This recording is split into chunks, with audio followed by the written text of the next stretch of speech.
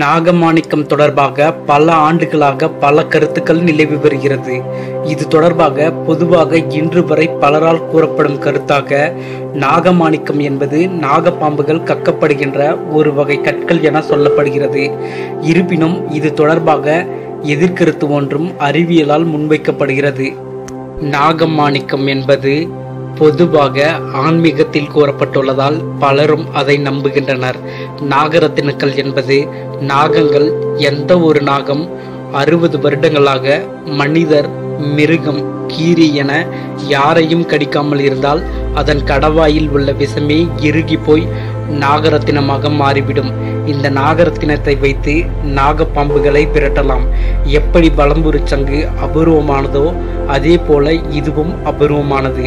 இம்மாதிரியான நாகங்கள் சுனை பக்கத்தில் பச்சை தவளைகள் அதிகம் இருக்கும் இடங்களில் அடர்ந்த சீரக நிறைந்த புதர்களில் வாழும். இவை பச்சை தவளைகளை மட்டும் உண்டு வாழும். 1,00,000 பாம்புகளில் 1 மட்டும்தான் இப்படி நாகமாணிக்கத்தை உருவாக்கும் வலிமை கொண்டதாக இருக்கும். இப்படிப்பட்ட நாகங்கள் இளமையை பாதுகாப்பதில் கெட்டிக்கார பாம்பாக இருக்கும்.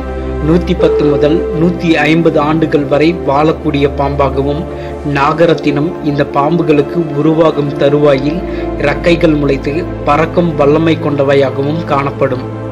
இவ்வகை பாம்புக்கு கண் பார்வை மங்கி காணப்படும். அமாவாசை தினங்களில் ஒளியின்றி இறை தேட வசதியின்றி இந்த நாகரத்தினத்தை வெளியில் கக்கி அதன் ஒளியில் இறை தேடும். நாகமாணிக்கம் மிகுந்த பிரகாசமானது. இறை தேடி முடித்த பின் மீண்டும் வந்து மாணிக்கத்தை உட்கொள்ளும்.